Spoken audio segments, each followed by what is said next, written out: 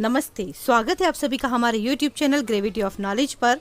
गणतंत्र दिवस भारत का एक राष्ट्रीय पर्व है जो प्रतिवर्ष 26 जनवरी को मनाया जाता है। इसी दिन सन 1950 को भारत सरकार अधिनियम एक्ट 1935 को हटाकर भारत का संविधान लागू किया गया था। सन 1929 के दिसंबर में लाहौर में भारतीय राष्ट्रीय कांग्रेस का अधिवेशन पंडित जवाहरलाल नेहरू की अध्यक्षता में हुआ था, जिसमें प्रस्ताव पारित कर इस बात की घोषणा की गई थी कि यदि अंग्रेज सरकार 26 जनवरी 1930 तक भारत को डोमिनियन का पद नहीं प्रदान करती है, जिसके तहत भारत ब्रिटिश साम्राज्य में ही स्वशासित इकाई बन जाने और उस दिन भारत की पूर्ण स्वतंत्रता के निश्चय की घोषणा की और अपना सक्रिय आंदोलन आरंभ किया। उस दिन से 1947 में स्वतंत्रता प्राप्त होने तक 26 जनवरी स्वतंत्रता दिवस के रूप में मनाया जाता रहा।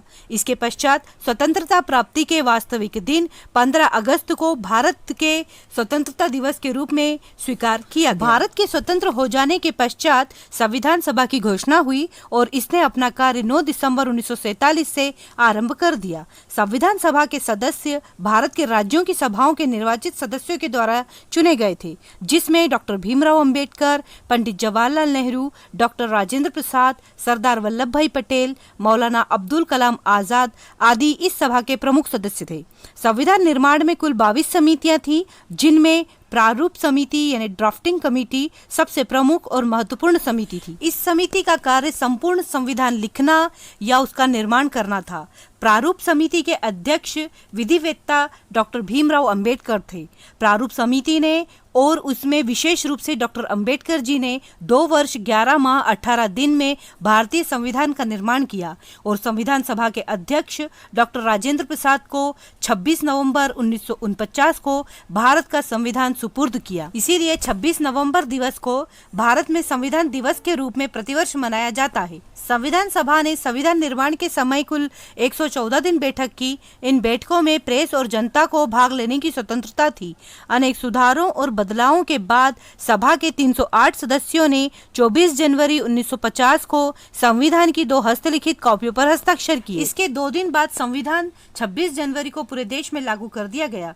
26 जनवरी का महत्व बनाए रखने के लिए इसी दिन संविधान निर्मात्री सभा यानी कॉन्स्टिट्यूट असेंबली द्वारा स्वीकृत संविधान में भारत के गणतंत्र स्वरूप को मान्यता प्रदान की गई। 26 जनवरी को गणतंत्र दिवस समारोह पर भारत के राष्ट्रपति द्वारा भारतीय राष्ट्रीय ध्वज को फहराया जाता है और इसके बाद सामूहिक रूप से खड़े होकर राष्ट्रगान गाया जाता है। फिर राष्ट्रीय ध्वज तिरंगे को सलामी दी जाती है। गणतंत्र दिवस को पूरे देश में बहुत ही उत्साह के साथ मनाया जाता है। हर साल एक भव्य परेड इंडिया गेट से राष्ट्रपति भवन तक राजपथ पर राजधानी नई दिल्ली में आयोजित की जाती है। इस भव्य परेड में भारतीय सेना के विभिन्न रेजिमेंट, वायुसेना, नौसेना आदि सभी भाग लेते हैं। इस समारोह में भाग लेने के लिए देश के सभी हिस्सों से राष्ट्रीय कैडेट कोर यानी एनसीसी और विभिन्न विद्यालयों के बच्चे आते हैं।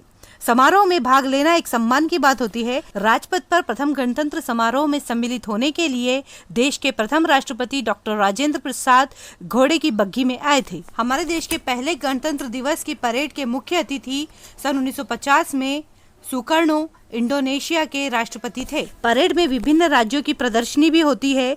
प्रदर्शनी में हर राज्य के लोगों की विशेषता और उनके लोकगीत व कला का दृश्य चित्र प्रस्तुत किया जाता है। हर प्रदर्शनी भारत की विविधता और सांस्कृतिक समृद्धि प्रदर्शित करती है।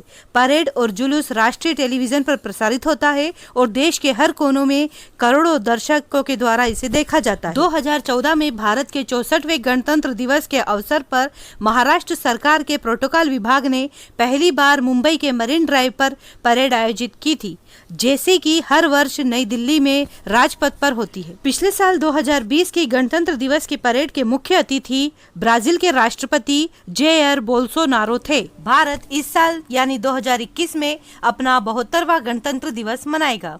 पिछले 50 सालों में ऐसा पहली बार होगा जब भारत बिना किसी मुख्य अतिथि के अपना गणतंत्र दिवस मनाएगा। ब्रिटिश प्रधानमंत्री बोरिस जॉनसन को भारत आने के लिए आमंत्रित किया गया था, लेकिन ब्रिटेन में एक नए कोविड-19 स्ट्रेन के बढ़ते प्रकोप के चलते उन्हें अपनी यात्रा रद्द करने के लिए मजबूर होना पड़ा।